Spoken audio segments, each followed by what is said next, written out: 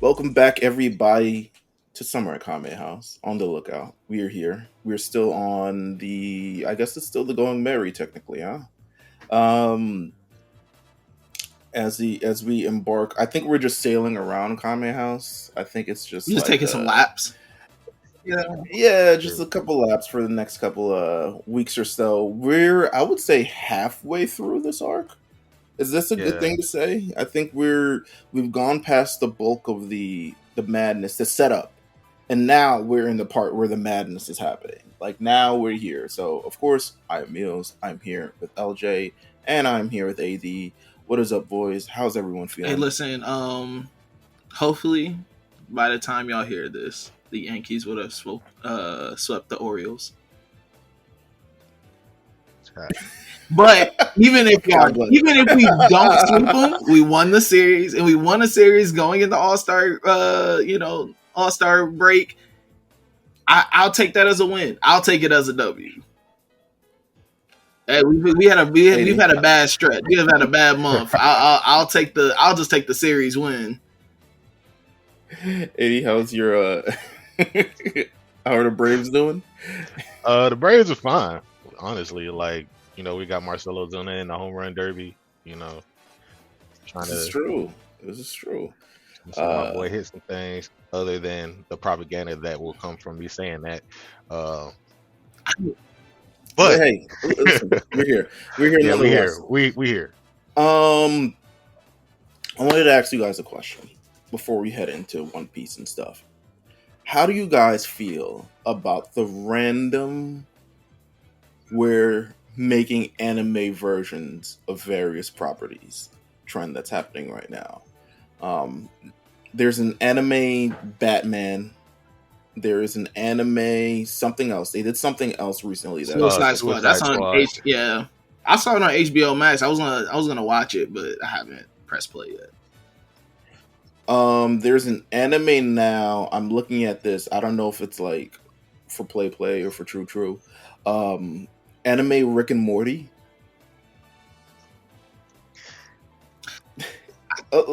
Let's break this down a little bit. How do we feel about non-anime properties being made into anime properties in the year 2024 of our Lord? In the year 2024 of our Lord, man, listen. I'm not surprised. I can't be mad at it. Like once again, these are just people capitalizing on something that's hot right now. Like that's what it is, and the I remember a time where we were westernizing a lot of those things. Remember Speed Racer back in the day? They made Of course, a live action version of that. Didn't even know Speed Racer was an anime when I was watching it as a kid. To be honest, Exactly. But we're here now. The opposite is happening. So everything comes full circle. That's what it sounds like to me. It's kind of crazy. I'm interested to see what other properties that we can get in anime. What's something that you would like to see that you think would be better as an anime? Anime John Wick coming soon. That's the one. Facts. That's the one. That's the one we need. I would like that or like anime versions of movies. Like that would be cool. I've lobbied for Rush Hour plenty of times. Anime Rush Hour would be crazy. That would be great. Yeah. It would be hilarious, I think. I'm going for anime. Let's see. Anime Hardball. Hardball would be crazy. Whoa. You got that one. Hardball would be crazy as an anime. It's got the anime ending and everything. On the mound, listen. Background dancing, that would be crazy. Listen. It's got the anime ending and everything, bro. Like, it's really... LJ, have you seen Hardball? Yeah, You've seen Hardball, right? I have a really funny story about Hardball. Okay, please do. So, please share. Shout out to my cousin. You were cast as G Baby in your. But it actually does have to do with G Baby. Shout out to my cousins JJ and Ty. They live in St. Louis, and so the first time we met, they had came up here. Like all my family in St. Louis came up here. It was our first time meeting, and my cousin JJ introduced himself as G Baby, and so I don't, at the time, how old are we? We were probably maybe like 6 years old. Mhm. 6, maybe 7, and it's like, okay, your name's G Baby, so we going upstairs. I think we all start play fighting. You know how cousins do. We just met each other 30 minutes ago. Let's now like put each other in headlocks and suplex each other. Right, of course. This is And what we so do. essentially, some incident happened. And we go downstairs because the adults heard us and they called us downstairs. And I was like, yeah, well, like G Baby. They're like, who is G Baby? And I was just like, G Baby. They're like JJ. So it was the funniest thing. Everybody laughs about it. They always bring it up anytime they see me or anytime we talk. That's the black. This is the black Yeah. experience that you're talking about right Yeah. now. Oh my god. That's awesome. I'm trying to look at the anime news. To be honest with you, the only news that's come out has come from Anime Expo, which was held just a couple weeks ago, depending on when you're listening to this. We're plenty of new news on Dragon Ball Sparking Zero. That game. How do you guys feel about that game? Just off a few things that you've seen.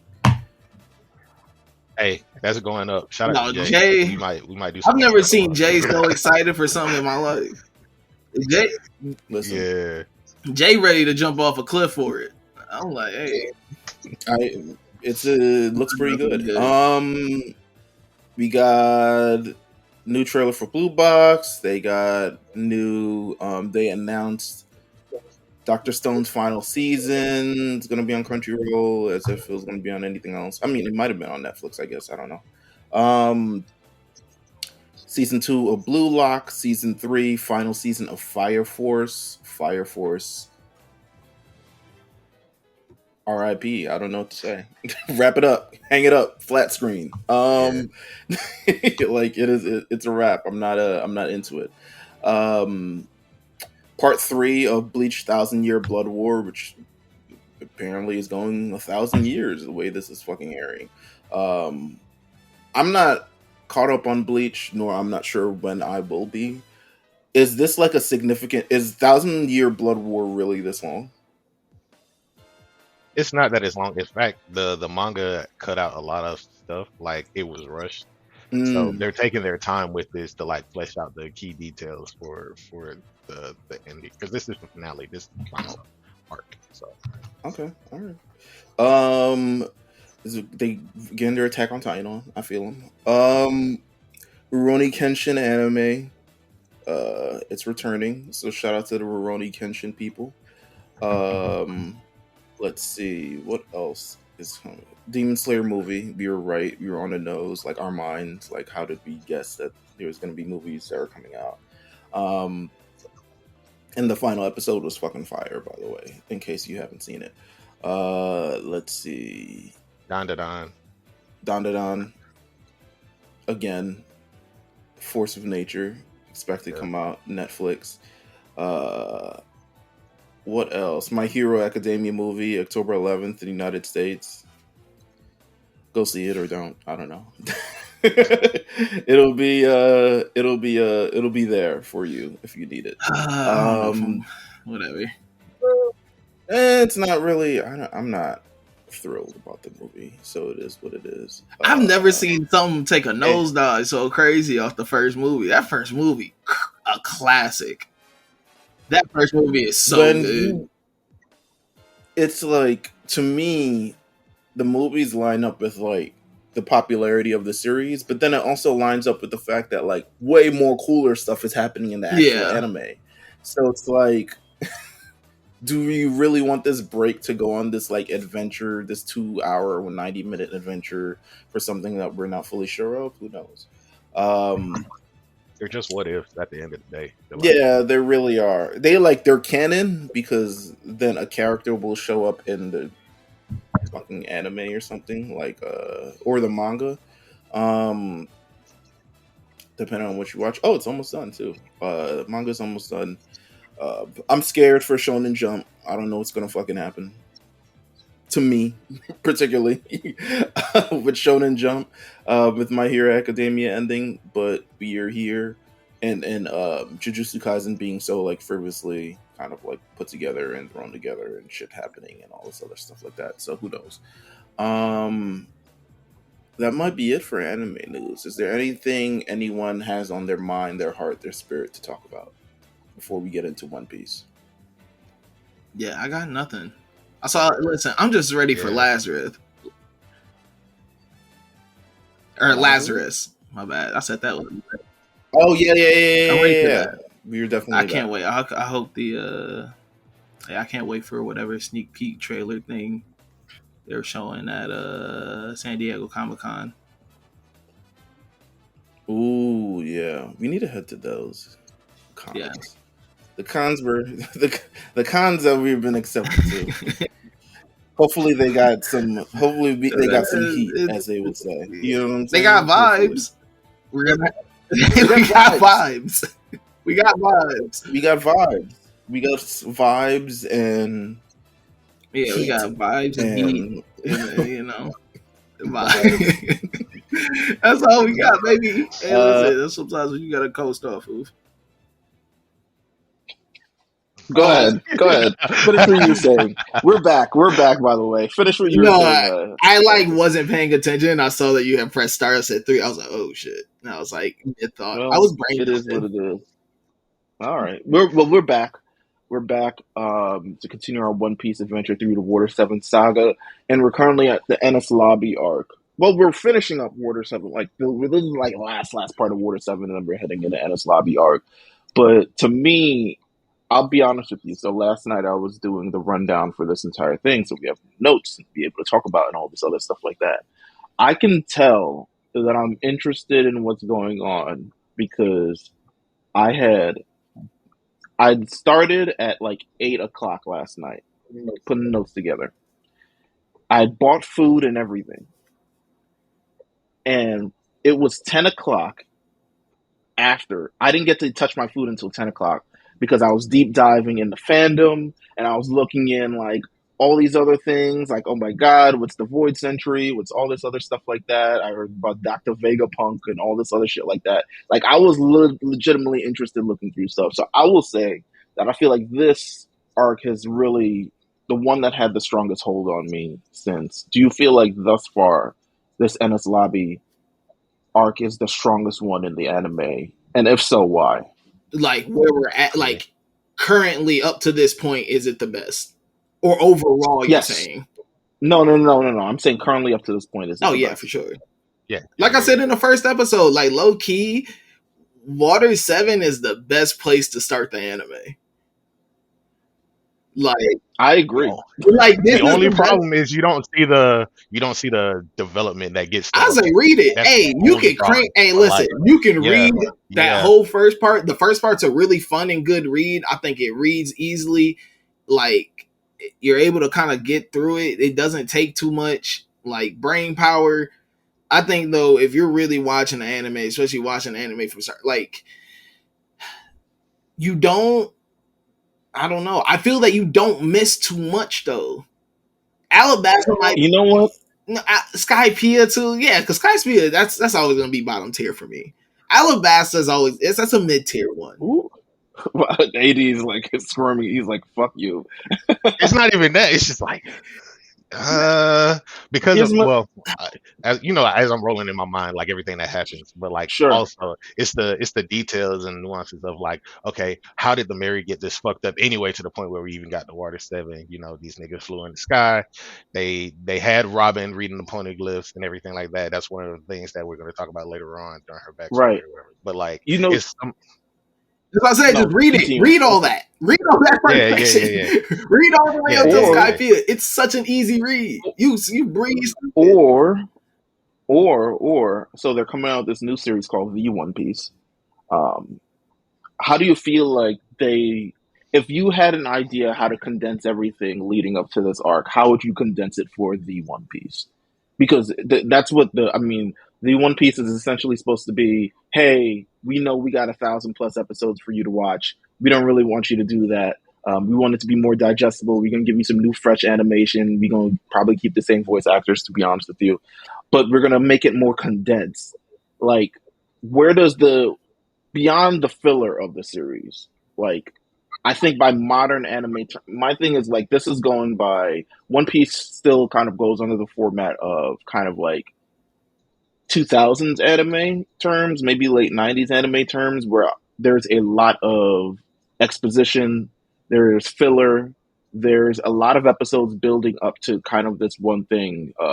Whereas now, most days, like watching new My Hero kind of like season, everything is kind of condensed. Multiple chapters are condensed in like these couple episodes, and it doesn't really extend. You watch Attack on Titan, and it isn't this like 270 chapter thing, 270 episode thing to get to the point where you need to get to. It's kind of all condensed and kind of like, okay, we got this 12 episode season. How do we make everything kind of work in here? And I think that's exactly what they're going to try to do with the One Piece. And I feel like Loki, it might be a better experience. You don't get a lot of the accents of the characters. You know what I'm saying? There's certain episodes. I remember specifically, I guess, going through the part where Chopper comes on board. I was like, this is a lot of episodes for this thing I don't really care about, to be honest with you. Same thing, I think, with the Usopp thing was only a couple episodes, but I felt like they spent like the first 40 episodes getting essentially parts of the crew together, and then another like 120 episodes getting the rest of them together.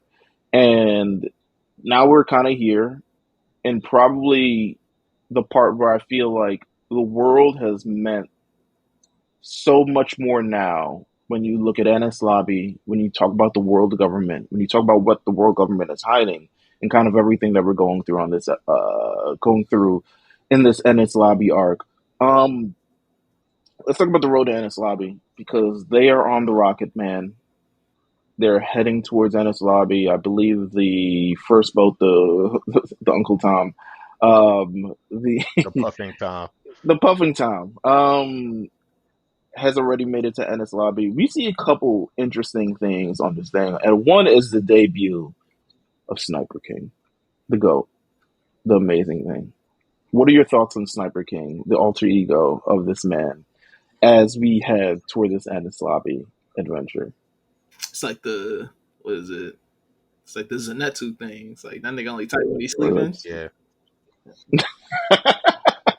Yeah, that's it exactly, honestly. It's like, dang, is it going to be cool when he's freaking sleeping? When you got to put the Sniper King ass on to be cool? Where was this guy at earlier? Hey man, listen. It's like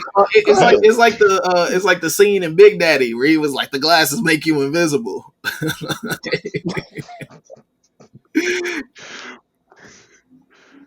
Go ahead, AD. I was about to say he only gets dubs right now with the mask on, so you might as well just keep that bitch on. Like, Might as well. It's a Sniper King it's a level of power that it kind of gives him, especially with the cape, especially with the mask, especially with everything that's involved.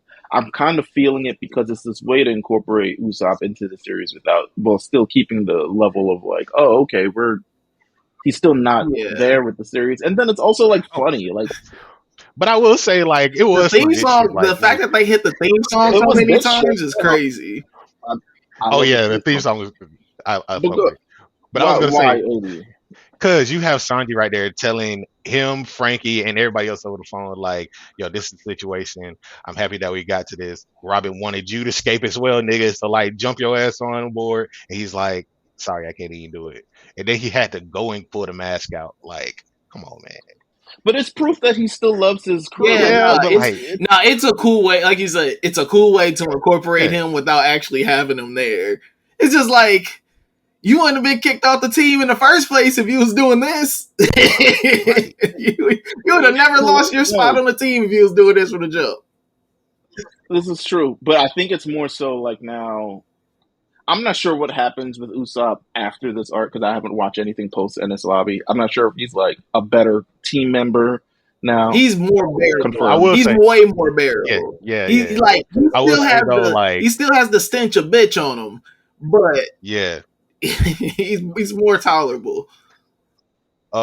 They do have this funny thing in the manga volumes where because he left the crew, they don't include him in like a lot of the front page stuff where it's like, these are the Straw Hats and he's not there. But I think they do include Sniper King over him. as like an Mm, ally. I like that. Listen, I feel like the introduction of Sniper King proves he still loves the crew, proves that this isn't something that they can't overcome, but also it adds like layer of like strength in him that he's able to. I think it gives him the confidence that's able to need for him to carry on with the rest of the story. Hopefully, they so it's Sanji, Sniper King, and Frankie are now on this boat. Sanji ends up freeing Sniper King and Usopp. I mean, sorry, Sniper King. This is going to get annoying.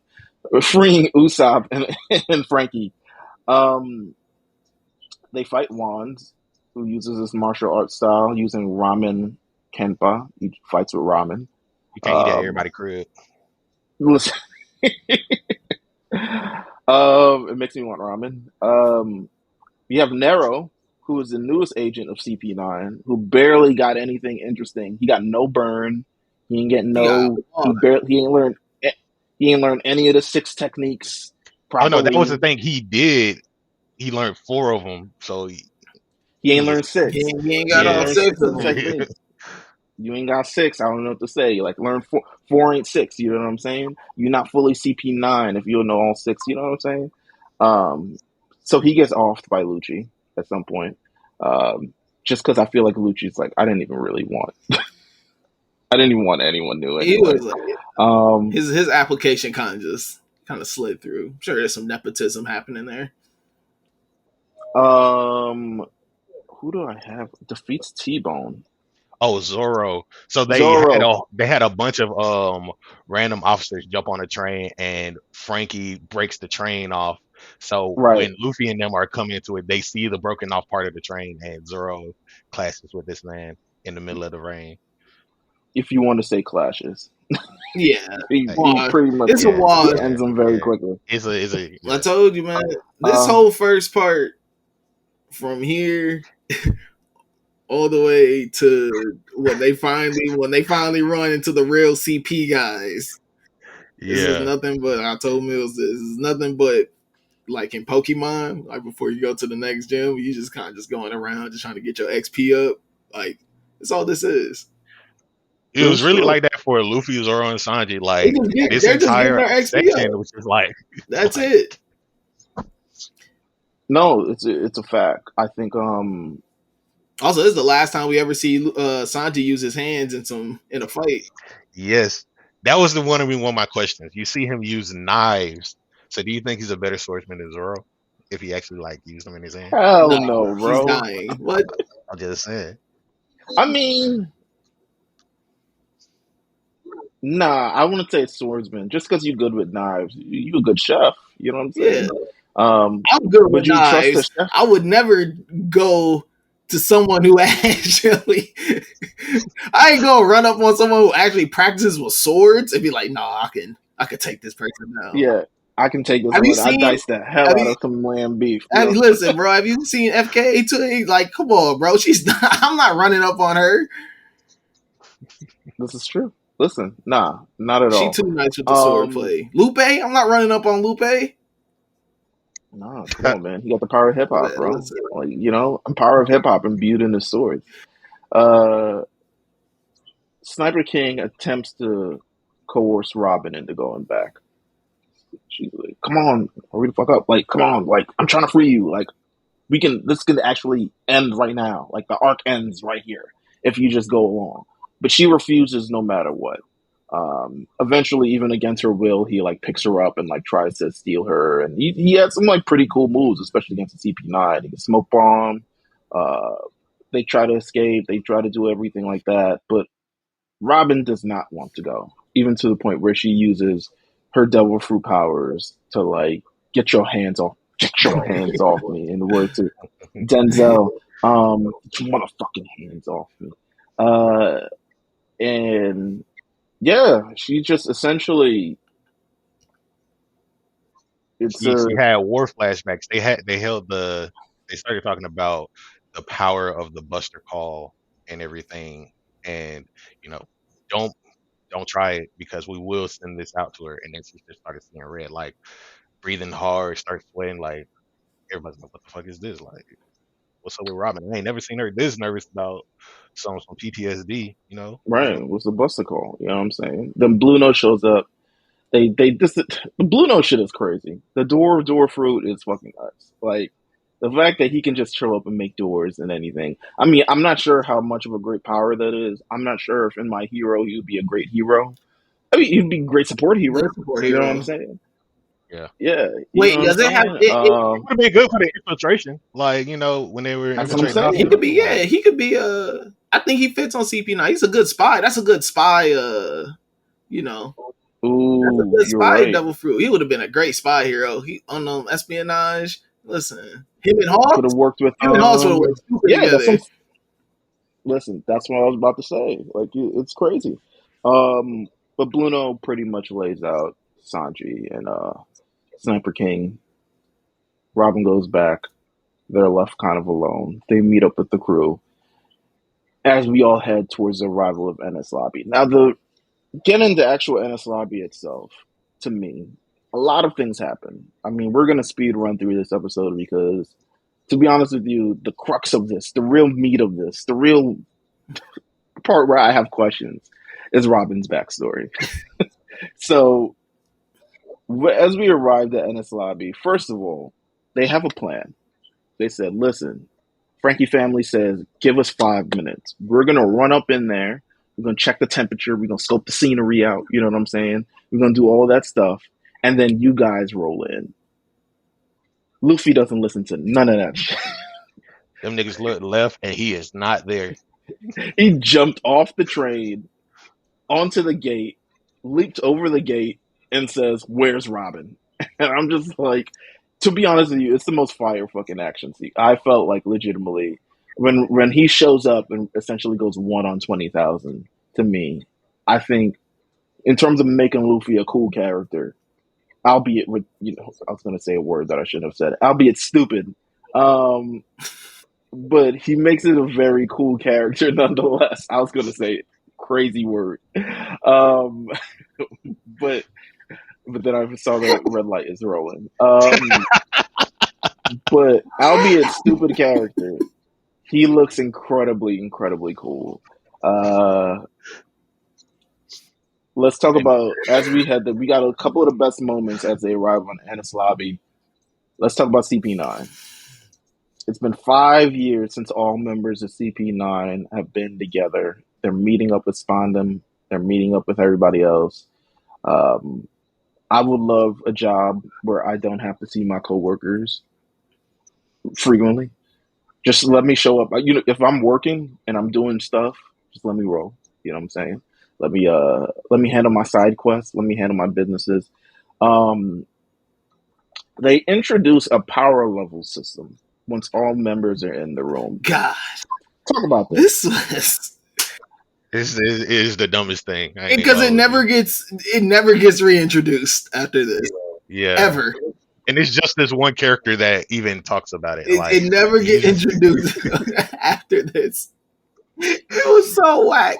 It was so and I weak, Yeah, think bro. the punchline of it all is just to say that the commander is weaker than the normal guard. I think that's really the crux of it all. but yeah, but yes, right? So we get the CP9 members together, and Fukuro, who is this giant zipper mouth, loudmouth, who can't tell you can't tell Fukuro anything, baby.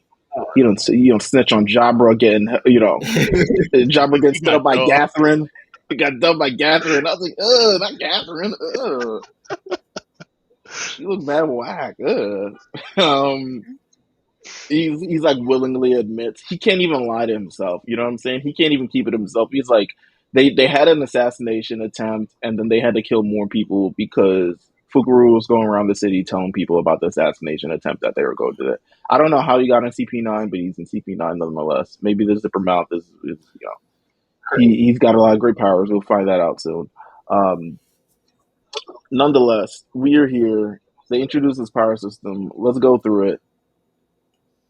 So an arm guard, he uses the arm guard as a reference, which is 10. All right. So from there on, Khalifa is 630. Blue No is 820. Kaku, well, actually, I think they have What's Jabra. no, it's Kumadori, the white hair with the pink hair, the And white what's face this guy. power level? Oh my god, I forgot I, what it was. it wasn't anything higher. It was like 840 or something like that. Yeah, yeah, yeah. And then they have Jabra, who's like 180, 1830 or something along those lines. Yeah, And then they have Kaku's 2200 and Lucci, who's 4000. And I'm just like, this was a weird creative choice. It makes no sense. And Since once they're again, it doesn't get it's introduced or reintroduced anytime after this.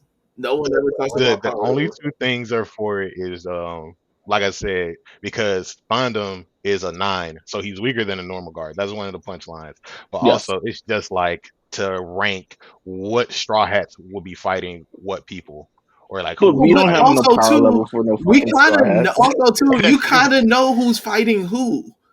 Like the captain is always gonna fight the top guy. His second man is always gonna fight the other. Like that's what I like But about it One doesn't get Piece is that introduced there's that way. It's already like, matchups. Like people got titles for, for specific matchups. but that's the thing. Other thing is like you wouldn't know who's fighting who after this fact because we'll talk about it in the next part once they get into the breakdown of the fights. Um, but it doesn't go initially the way that we would think it would go. Because like even then, who would you think Chopper would fight? You know what I'm saying? Who we see, Not Lucci, I'll tell you He that. yeah, ain't fighting Luffy and ain't fighting Kaku. The two people that we care about. Everybody else below, we don't get. Listen, we know that we're going to get Zoro versus Kaku, and we know that we're going to get Luffy versus Lucci. Like that's all we care about. That's all we knew. but Right. that's the other thing. Like, would you think Sanji could fight Kaku? No, Like, we know that, but we knew that he Nah. wasn't. Well, my thing, so here's, we've we've known how this series works for over 200 episodes, right? And they've done this. They've essentially established this. They've established it without using power levels. The strength of the Straw Hat Pirates, and you can do that by basically using just context of the characters, how they respond to Luffy, how they interact with Zoro, how Zoro's kind of always really the heavy in fights if Luffy's not involved, how Sanji kind of gets down as well, and kind of how the remaining three are just people like they'll fight, but they're not really trying to. You know what I'm saying? You can establish that. CP9 is a little bit different because honestly, they weren't really. I mean, they were established as fighters, but if I get the power level thing. If they I don't know. I just feel like you didn't really need You power didn't. levels You to didn't need establish it kind at of all, yeah, and I'm happy that it. where Listen, they are. and I'm happy that it was just a one-off thing. Like it yeah. never I'm happy gets that it brought up failed. ever Yeah, again. It never gets brought Yeah. up, and it's just like, all right, cool. You can move on from it. Power levels are dumb as fuck. Like, yeah. Well, here we are. Um, they end up bringing Robin and Frankie into the room, and Spondum says he's been given the authority for a Buster call, and he has his gold little snail phone, and he says if I push this button, the Buster call will be unleashed. And to which Robin says, listen, y'all told me that if I did what you guys wanted, that you wouldn't get no Buster calling my friends. And they were like, we said that shit on Water 7. They are no longer on Water 7. They are on Enies Lobby. So I am willing to bust these, bust. I'm willing to operate the Buster call on them if necessary. Um, and, Meelz, it's you've been not having fair, some but close calls today. I'm gonna say yeah, yeah. it's very listen, early. maybe it's too early. Maybe it's the Oh heat that's my making me gosh, delirious. you've had some With close that ones said, today, man. with that said, he also gives devil fruits to Kafka and Khalifa. I didn't know that devil. I mean, where'd they get the devil fruits? He probably just got a Why? stash. He probably got a stash box of them. He probably got a Yeah. storage. Seized them from an island or something? I Probably, don't know. probably took them from some pirates that they done shook down. Shout out to Jabra for saying devil fruits have devils in them. You very. That is very. What would I say? Um, Who are those guys that it's tough to explain. I can only explain it in New York terms. Um, it's very 5% of them. Oh yeah, You know what I'm it's saying? just To say the that, word got the word devil in it, brother. yeah, you can't eat the devil fruits. You get devil in them, and it was like, no, it's only bad if you already ingest the devil fruit. Um, has anyone shown up with two devil fruit powers in the series? There's No. only one Yes. person right now. One, only one. And are they like He's probably gonna be the last they fight. they Yeah, straight? Oh, He's okay, probably all gonna be. right. He's gonna Well, be the last. He's they gonna be the last we'll one. we'll get to it when we get to the end of the arc. ooh, okay, all Because right. he Good definitely to pulls know. up. 'Cause Yeah, I legitimately had no idea. Um, so Luffy's up on this island. We're gonna skip in CP9. Luffy's up on the island. He's so badass because he's starting beating people up. Spondam gets the incorrect report that only 5 guards have been lost in this when it's really like 500, and it's really gets up to like 5,000 and even more. How did you feel about this entire shenanigans of the Straw Hat Pirates reaching the island, and what is your favorite part in this entire like rescue Robin, storm the island kind of vibe? Um, it they was beat a up two giants. They beat up two giants. yeah. They beat up two giants, and then you got Sniper King telling them, "Hey, man, I might know who your captain was." You know, That's crazy that they just assumed on word of mouth. Like, they're kind of idiots. They maybe deserve what they got. You know what I'm saying? For just assuming they were like, oh, they captured our captains and they're not going to free them unless you work for them for 100 years. And then it turned out that wasn't even the case. Shout out to Sniper King for unveiling the truth, Yeah, but also do your own fact. You don't check your own facts, they're man. fucking You giant, working bro. for no I reason. would have broke them niggas out. I'm a giant. What are you gonna do? I'm a warrior Shout of out to Elbap. Sodom and Gomorrah. The yeah, two giant king bulls, they obliterate a lot of stuff. I like when they show up because they show up and this is really like a chaotic fucking scene. Like, yeah. imagine you're here. Imagine you're a Marine This is like the and you rumbling. just chilling. This is rumble esque. It's given Titans. You know what I'm saying? But imagine you're here on the island and you're just chilling. Mind you, there's like thousands of you. I don't even know why they're all working at the same time. Like, it feels like a gross use of money, overuse of funds. It's like this is like NYPD now having the National Guard by our turnstiles in New York City, so people don't get jump the trains for free. They've legitimately started incorporating National Guard and like allied services security so people won't get on the train for free. I was like, this is a grave waste of money, but here we are. The Marines show up. Then essentially there's one man army. It's Luffy. It's Straw Hat Luffy. They're like, that's the guy that the something berry bounty on him. And he shows up and he starts whooping ass. You know what I'm saying? You can't touch him. They sending the people with the dogs after him. They send everybody after him. And then Frankie family shows up. And they got two giant fucking king bulls pulling up on the island in land mode, eating people, throwing them, all this other stuff like that. And then you've got the Straw Hat Pirates themselves, Zoro and Sanji, who don't even get along. They fake don't get along. Do they end up like? Is this still a thing later Yeah, on? Are they still Yeah, like? nah, they yeah. They hate each yeah other. they don't. All right. They love each other, but they hate each other. Even on the boat when Zoro was like, "Hey, man, I don't think you should fight them," and Luffy's like, "Would you tell him to stop if you was on the other side?" That nigga said, "I didn't think you cared that much." It's like, um, They just brothers, man. Like, Yeah, they, listen, little yeah, sibling rivalry. That's all it is. they make it to the courthouse. They make it at everything. I love this again. Uh, it's not a lot to talk about, but I do love the kind of like energy that this gives. It gives a very chaotic energy. It gives a very hero energy. There's a lot of like moving parts and stuff going on. But this is all to save Robin. Like, yeah, essentially, when you look at the bigger picture, these guys are going up against a world government to save their friends. And that's kind of crazy. Mhm.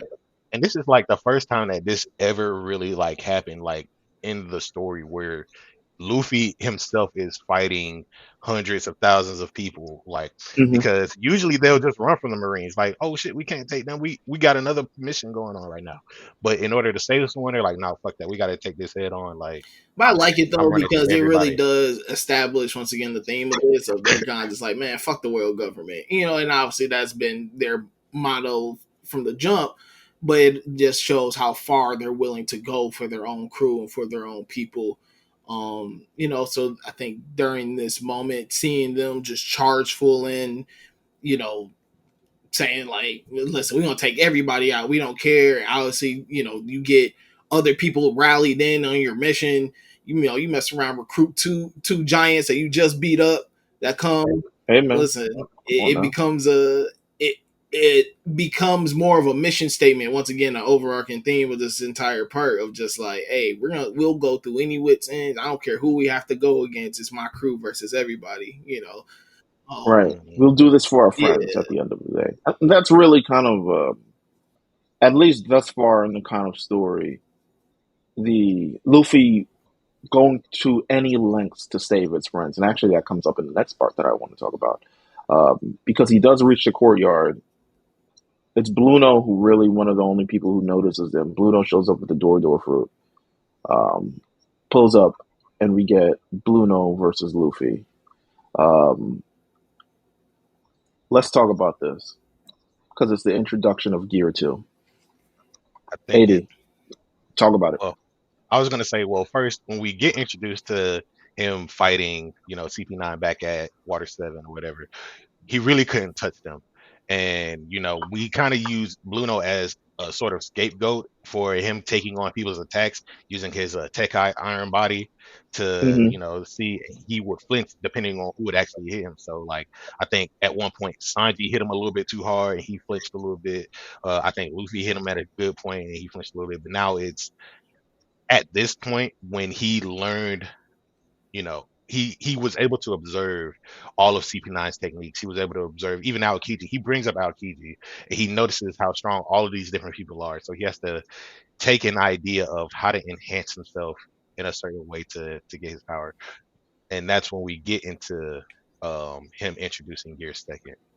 How do you feel about this not really being an on-screen kind of like development? It's implied of the ways he got stronger, and Yeah. it's implied that because he had the meeting with Aokiji, and because he went up against CP9 and kind of saw their techniques and kind of decided to model this new Gear 2 after a couple of things that he saw. But do you feel like there should have at least been this kind of like maybe breakthrough? Because usually it ends up like he's fighting, he's near death experience, and usually that's when kind of this new thing is kind of unlocked, and that's kind of like the anime trope. And I think Um, it could have been done a little bit better. Like the only instance that you kind of see him do it on screen is when he went to the Frankie house and he did the gum gum cannon. You see his arms like moving at rapid speed, and it ends up turning his body red. And it kind of mhm. mimics the way that he uses Gear Second because he explains like I saw you guys kick the air like 10 times in a second, Yeah. and I try to model that. It kind of works like that. So like that's like the only instance, but it could have definitely been done a little bit better. Like watching him pump his blood a little bit, whether he's on the sea train or not. I think fighting the Aqua Laguna wave with the 300-pound cannon with Zoro, you know what I'm saying? Um, it could have been a little bit more, but also we didn't really get intense because he's just really been. This is really the first time he's been fighting as soon as he got on Enies Lobby. So yeah, yeah. How do we get from? And I know this is skipping mad parts. How do we get from Gear 2 to Gear 5? If you want to talk about Gear 3, Gear 3 comes up. yeah, it comes So, up in this but arc. you can talk about it because I I asked mean, I'm legitimately inquisitive. Like, how do we get Gear from here three to though there? is more of he a. I think Gear three is more of he a mimicked pop than Gear two for sure though. I mean, he mimicked giants. He wanted a giant type body. So like he blew air in his body. And this is what I was trying to explain a while back when we first had that first episode. But it's hit the at one point in the story, and I think it's Crocodile or somebody else who says it, but they say that your devil fruit power is only limited by your imagination. So the fact that Luffy's imagination runs this wild to even think about blowing air in his body to kind of simulate a giant's fist, you know what I'm saying, to create Gear 3. That's crazy, but also like it works really well when he actually uses it in proportion to his power. When we get to like Gear 4, it's more of a refinement of him using hockey, which is something else post time skip. That's when that comes up. This is post time skip stuff. Mm. But with Gear 4, it's a sort of a different thing. He learns how to fly with the moonwalk technique that CP9 uses. He uses hockey a little bit better. It's more refined. Even though at certain points he has a time limit with that power, just like Gear 3. But he ends up training during that time span. And then Gear 5, all in all, is That was like his probably awakening. Like that's the moment where it's yeah. kind of like that nigga just ascended. Yeah, he actually. So we want to talk about that. He actually died. Spoiler alert. I'm gonna just say that right there. He Okay. had either died or had a near death experience. So it Right. took him, and usually awakenings occur when a devil fruit user has a near death experience. So that's what makes it an awakening. So So that's you how would we compare say it. Gear 2 through Gear 4 are they kind of like learned experiences that maybe he's seen from other places, and Gear Yeah, 5 is like the true awakening of what's in the. And I read fandom and shit, so I know what happens. yeah, But it's like the actual true like supernatural awakening shit that happens in anime. yeah. That's All that's right. what that would be. Well, Gear 2, it's pretty cool the way it's introduced here. Like I think it's dope. Um, I think to me it's jarring in the way because I've watched so much Dragon Ball Z It's and I've watched so Kaioken. much Naruto. Yeah. But it's still very jarring of like he couldn't beat these niggas like 20 episodes Yeah. ago. And I didn't really see how he figured out a way how to beat them. But suddenly now he's stronger. Now suddenly he can take a kick. Now suddenly he can throw a real good punch. So it's kind of like jarring in that aspect. Um, but Gear 2 is introduced. He says he essentially created it to become stronger because he wanted to make sure that he always is able to save his friends and never lose anyone. And that's some real tough anime shit, to be honest with you.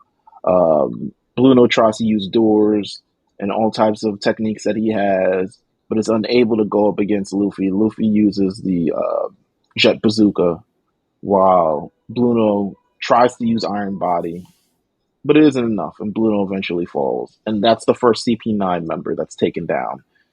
Well, the second one, technically. But um, but he's the first one to fall on this, like, I'm interested in also the creative thing, like, why Bluno out of all of them? Because I think Especially that's a considering. good a good base note. Like, like Yeah, okay. because even though he's like one of them, Mhm. everybody else has certain powers or whatever that makes them a little bit stronger. And I would say he's the big man, you know what I'm saying? So him taking down the big man, it's a David and Goliath type of thing, you This know? is Also true. too, it's like This is true. what other character could we really like we want to see him beat up some people? I'm just saying. Or No, yeah, that's what. Well, I was gonna say. Well, essentially, because like you established this power level shit, and it's like like she would have been the weakest one. You know what I'm is they saying? Maybe Bluno It's eats a devil. Well, I guess he already yeah, had a devil well, fruit. Oh, Yeah, but it's also like out of the other four or the other three that we got introduced in Water 7, the girl we would think she would fight Nami, and then there's like we said, Lucci and Kaku, Zoro and Luffy. So it's but like see, now you're a way proving our to point from yeah, earlier because see, you knew who was gonna fight no, who. I mean I agree with you. I was just saying that. Well, I'm just saying I agree. Listen, but it's just a fact of like, okay, let Luffy flex a little bit and let us see what he could have came up with. How is he going to stack up with Lucci? You know what I'm saying? What could he Right, do? So it's a right. kind of a showcase for that. No, for sure. It's an exhibition. We get it. He goes down. Spandam tries to prepare himself for incoming people because the Straw Hats have now infiltrated the actual base that they're in, to try to bring down the two levers on the The other. Gates of Justice. or Essentially, whatever. there Yeah. you go. Look at you. This is why you're here, buddy. Because I would never remember that shit. And Straw Hat Frankie in this melee itself frees himself. I don't know, using Gear 3 or what the fuck it is, to make us have gas. Uh, Oh, Oh yeah, super no, he parting. used the. Like, Yeah, I don't know. He's talking about he's gonna blow himself up. hey, that's the nastiest thing. He wrapped Robin around his legs and shot that shit. That oh. Come on now, come on now. Um, so he's able to free himself and Robin, and they're able to see the courtyard where Luffy is, and he's like, "Come on, your partners are trying to save you. Like, get with the program, lady." And she's like, "No, I refuse. Like, leave me alone. Like, I'm doing this for thing." And then eventually all the other Straw Hats member come up. I mean, I think it's Zoro who pulls them up through the floor, and then Sniper King who's kind of thrown on the roof by the giants. And we get this amazing visual of the entire Straw Hat Pirates standing up against essentially the world government right there, CP9. And it's one of the more incredible moments of the series. I thoroughly I was like, oh, I get it now. Like, Yeah, it's this is it. just Like, they built to The that build moment. up. The build to the moment, the way they kind of they let it marinate a little bit. You know, they all get to stand. You get yeah. to see it. You get to, you get to feel the aura. You're like, oh shit. Yeah. And the fact that Robin is kind Yeah, of like she's right there. You there. know, they're right there. You got all them lined up. Like, hey, we are here for you. You get the Right. obviously. I know the Robin moment is considered the best moment, but my personal favorite is shoot that flag down. Yeah. Ooh, talk I about Yeah. it. was like, Yeah. oh, I was like, this nigga is going crazy right now. Yeah, the disrespect is He was like, crazy. shoot the flag down. He's like, And that nigga did not flinch. That nigga did not. He was like, bet. say less. See, I told you, he had it in him. I don't understand why he couldn't have been this from the jump. Listen, it's the mask, baby. Come on now. We put on our watering mask and look at us. We out here Crazy. doing podcasts for 100 and 200 episodes and shit like that. But now that was cold. The entire moment is cold, but we are not at the finish line yet. We're not there yet because they're pleading. They said, Robin, there's only one thing that we want to hear from you. And she is conflicted because she has a lot of history that she's going back. And now we go back, and they don't do this in anime anymore, to be honest with you. They're not going to break. I don't know if they do this actually. They haven't done it in any anime that I've seen where they've legitimately gone back to the backstory over the course of multiple episodes. The only anime I've seen in recently that I've watched is this and Naruto, but in Bleach. But it also feels like something that they used to do back in the day because I feel like they condense a lot of things more. Yeah. I don't think mangaka do. And actually, another example is Sakamoto Days. Sakamoto Days just did it with their arc where they went back in history. Well, I mean, JJK, with the Gojo's past. Oh yes, that's true. You know what? I'm bugging. They actually do this all the fucking time. But this is not as fire as the past Gojo arc. I say this: they don't I- usually do it in the middle of some action like this. Yeah. I think it's just more. I They think don't it's do more of the any- placement. The placements are different because now usually they'll turn add- things like this, like okay, we'll do it as an arc to create some backstory for Right. the next big moment. Yeah. Like this is more Right. so of just like we're in the middle of it and some tense shit. We just reached the climax, and right now we're gonna break that climax up to tell you a backstory in the middle of something that we're in currently. And that's what I mean. Yeah, Yeah. they don't. Yeah. I say I agree with that. They don't usually break it up like that now. I think now it's just told in a different way where they're like, okay, we just kind of had a moment happen. We're finishing that up. Let's do a flashback arc so we can give a little bit of context of what's happening and also explain a little bit more about like what actually comes after the present moment. But that also comes with like character setup because we didn't have that. Whereas where everybody else, like the only other character that we kind of had that for in this series was like Nami. You know what I'm saying? So we never really got there. When we get introduced to Robin, it's like, okay, what do we know about her? And now we're getting all of that through the adventures that we've had with her. And it's still built up to like, well, tell us what's really on your mind. Like we won't know if you don't tell us. And that's where we get into this moment. So the threat of the Buster Call is continuing to loom, and we get the backstory of Robin. And first of all, how do you guys feel about Robin's? I don't like that it just starts off when she has a double fruit. I would like to know how she got her double fruit powers. I'm not sure if that's ever told. Is that ever told? No. All right, cool. It would have been add some extra element to it of how she got these devil fruit powers. But hey, what are you gonna do? I mean, I would care, but She then got. watch it be something like she accidentally found a fruit and while she was studying and then just ate it. You know, like unless it really had some Probably. significant, like, you know, her mom force fed it to her to see what happens to a baby I when mean, it, you know, that's what, I mean, we I could kind use of all figure like that. maybe she was in the lab because she yeah, was you studying with the know, doctors or whatever. like She saw it in the I book. think though too, what happens to her ends up being more impactful to her character than her having a devil fruit power. No, but I agree with you. But I feel like a lot of other characters are defined by their devil fruit power. I think she's one of the rare ones that really isn't. She's more defined by kind of just like, I think her childhood kind of goes in a different way though, because you see that she uses her devil fruit powers and was getting picked on because of who she yeah, is. You know, right, I think that was that's kind of kind of what that's what I was kind of more so getting at. It's like the impetus of her story starts because she's being ostracized because she has devil fruit powers. She's got the Naruto thing going on where it's like we hate you because you're weird and we're not. And because of that, she spends a lot of time reading and she spends a lot of time to herself and she spends a lot of time not with a lot of people. And then also her parents are gone, so now she has to live with her aunt and uncle. And her aunt and uncle are like, "We're going to fucking Dave and Buster's with our daughter, and we're leaving you alone. And we want you to clean the house and fix the chores and all this other shit." Blah blah blah blah. And it's just it's an interesting childhood um, that eventually made her an archaeologist. yeah. She got Uh, her doctorate at 8 years old. yeah, got a doctor I that age. mean, I'd like to know the checks and balances on that island. I need to It know if ain't here it's no like more. certified. Well, Are they uh, accredited university? there we go. That's what I need to know. I mean, Essentially, but they I have mean, the world's largest library. They got to be. that's what I was Yeah, you saying. know, Yeah, listen, she did her thug thizzle. the bookworm, the bookworm island. You know what I'm saying? Hmm.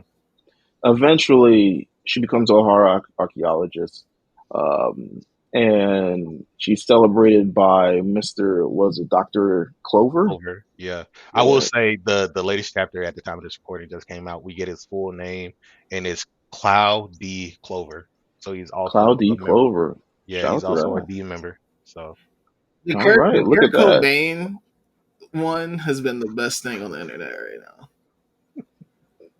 Listen, shout out to him having the same voice as Dr. Giro. Really? That's what I yeah. took about this. I was like, come on, man, Dr. Giro, evil doctor, not as evil doctor, still gets killed. But nonetheless, just a scientist who gets killed. That's how we typecast them. Um, so how do we go through the story? Um, the important part here is that the knowledge of the island seems to be something that's a major threat to the world government. And the things that they know and the history that they know is threatening to the world government based on kind of the learning about the poneglyphs, the massive weapons, and the blank century or the void century, depending on how you They're go. like, man, you niggas is too Um, smart. yeah, but listen, It was like there were some knowledge is smart bad. motherfuckers You know, on that island. I do not like but it. I don't like this one bit.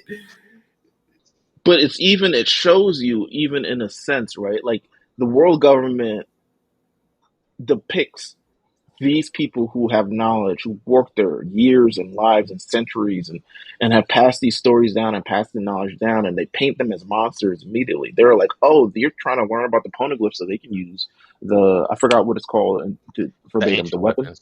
The ancient weapon. There you go. Use the ancient weapon for evil. And we're trying to take the ancient weapon out of people's hands because we're the world government and we do all these things. And you kind of get to see the propaganda behind it.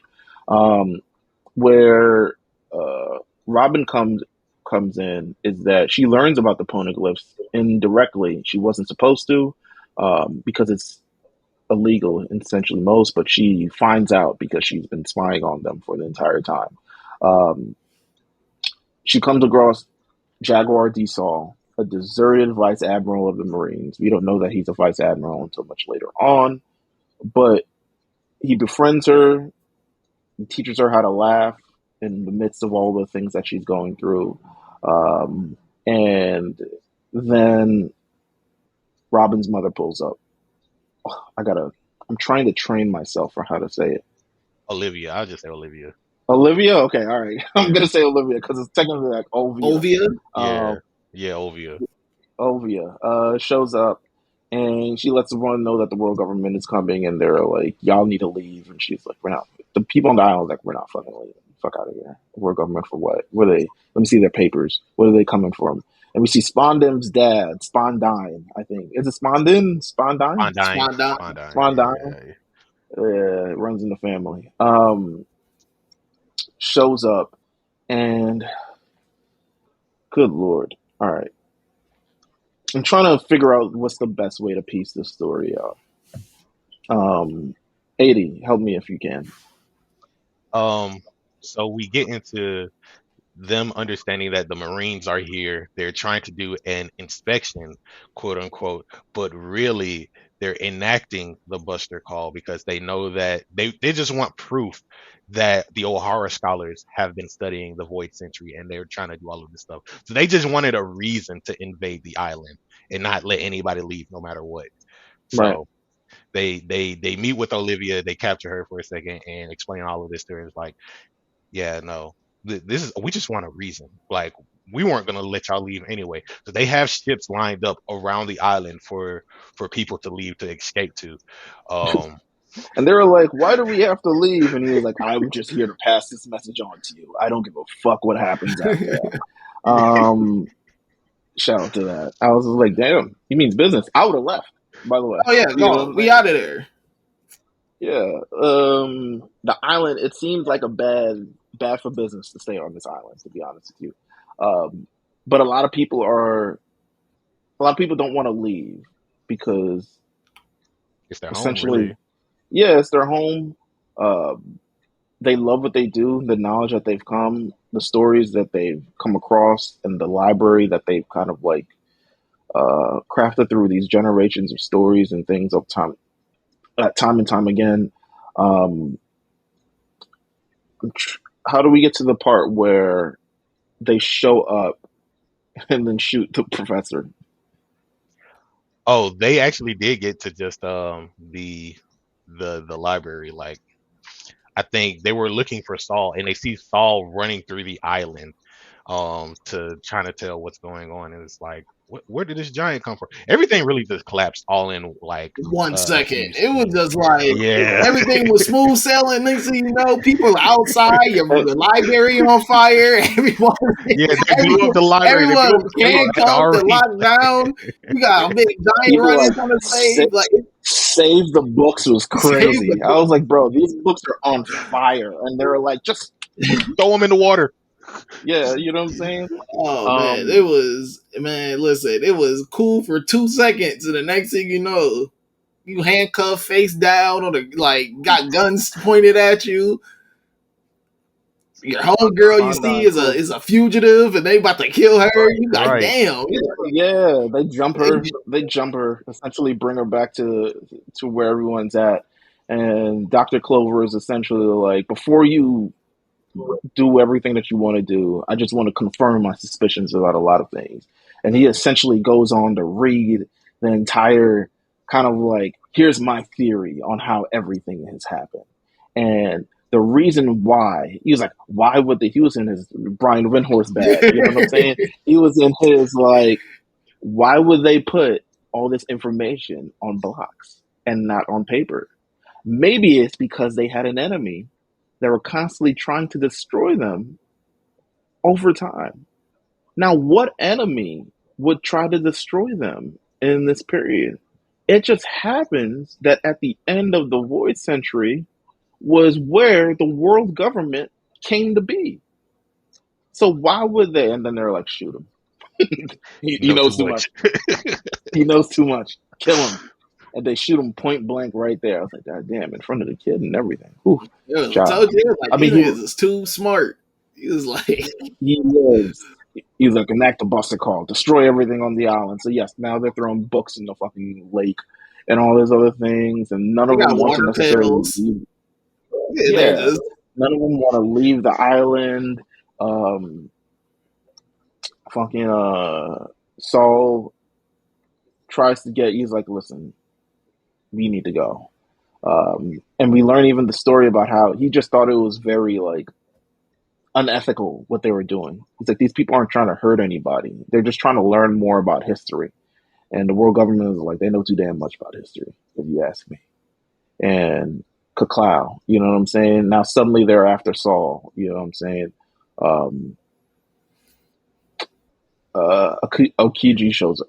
Go ahead, AD. And I was gonna say, in this whole time, Robin is right there, watching all of this happen. Like she even sees her mother.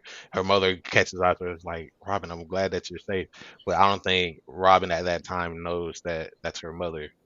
So she knows. She finds out eventually. I'm Yeah. like, I think she knows, but she doesn't have like solidified evidence that it is. She finds out eventually, I think, and she wants to stay with her mother, but her mother's like, nah, it's too real out here. It's too real in the field. You need to go. You need to go. Use the knowledge that you have and continue to spread. Essentially, hold on to the stories of Ohara, because it's all about to be lost to time. Because you saw how they shot the professor. Um, they're willing to. The entire island is going down. So people are escaping the island, kind of, and I think it's Saul who tries to like carry her off the island, and then he meets with Okiji, who shows up and uses his ice powers on him, and he's essentially like, "Go, just go away, use the boat I have, travel, make friends, never kind of forget what you saw on this island, and just go live a life, live a good life." Because what they're about to do is crazy. Now, I did not know that this man survived this. oh, the fan will kind of spoiled that, but like, yeah. Yeah, I mean, this isn't. I'm not. We're not here holding on to One Piece spoilers. This isn't like a 15-year-old. But also this no, because this just got revealed like not too long ago that he's alive. Everything that's happening in the current arc is like kind of revealing the world government's true intentions, and like you kind of actually Mm. get to see them. You get to meet Vegapunk for the first time. Everything that's happening right now. So a lot of stuff that we're talking about right now is actually relevant to what's happening in the manga. So what? So do you feel like where does the intersection between this blank century, void century, and the One Piece actually come into play? Like, how does I this have to? Go ahead. no, finish the question. Sure. No, I'm like, how does this? I'm assuming as we're closing towards the end of One Piece, right? Like Yeah. all of this is coming together in a major way, and I'm assuming if not one thing has to do with each other, they're gonna have to come across both these things as they're looking for the One What Piece. if One Piece is just a classified file of just like nigga of the world government? It's just like it's everything you need to know. That's the interesting thing because we still don't know what that is, and like with them having that theory out there, once we got to the post time skip, it's like we know that there are 4 special poneglyphs that can help us navigate to the final island where the One Piece is.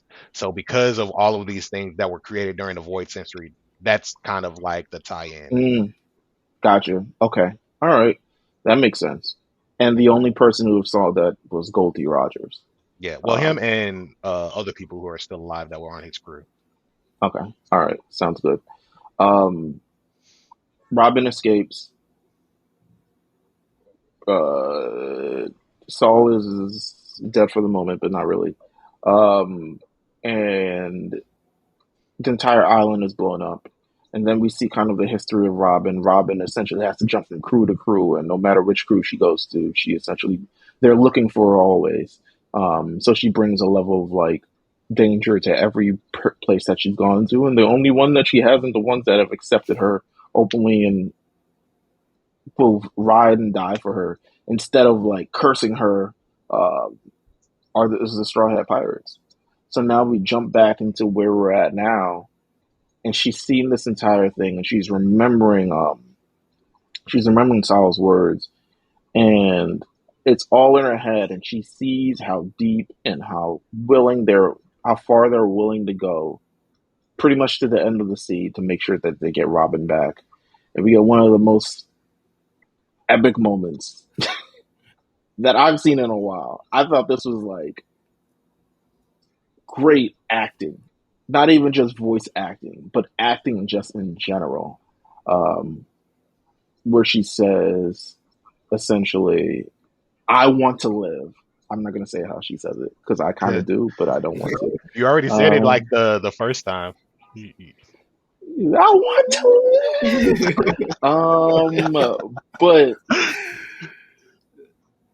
it's like this amazing. You get chills watching it, man. Like because of this build up. This is why I think this arc is it's done so well. It's because this is really the culmination of like the entire thing that we've seen in Water 7 thus far.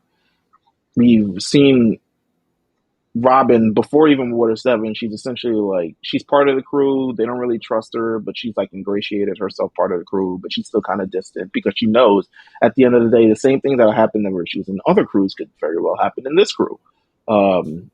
She knows what kind of the knowledge that she knows is essentially kind of dangerous, but I don't think she fully knows that how far this crew is willing to go for her. She's willing to put herself on the line and sacrifice herself for this crew because of how much she loves them.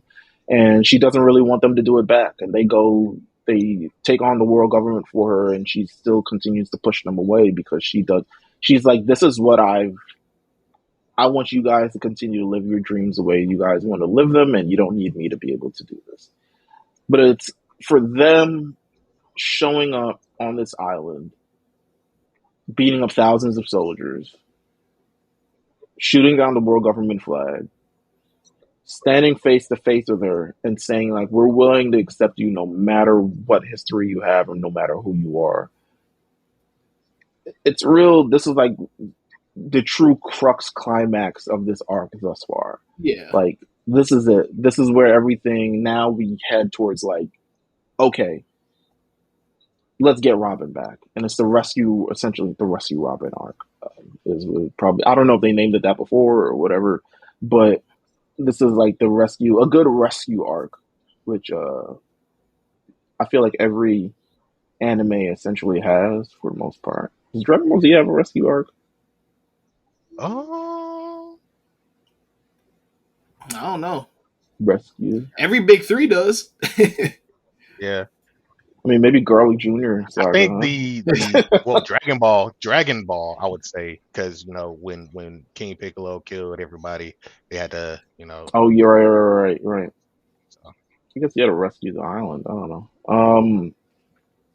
I mean, they rescued Gohan in the first arc. Yeah, that's kind of a rescue arc. Yeah. Got snatched up. Gotta go get them. But no, this is incredible shit. Like, this is probably, I want to say, I don't want to use hyperboles, all these other things, but it's definitely one of the more impactful things that I've seen in anime, just from how it was built throughout this arc. I think it was expertly built. I think all the characters involved. I think the fact that all these characters have their roles and personalities, and they seem like a true actual family at this point, trying to save other family. I think Robin and her mysteries and all this other stuff like that. Like, we're perfect. They're batting 10 for 10 thus far with this arc. No, yeah, for sure.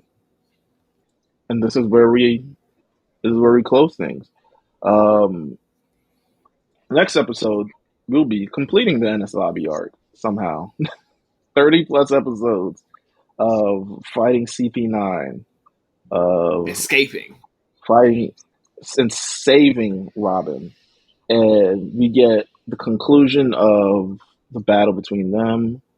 The Buster Call is gonna Buster. You know what I'm saying? We get the conclusion to the going merry kind of like thing.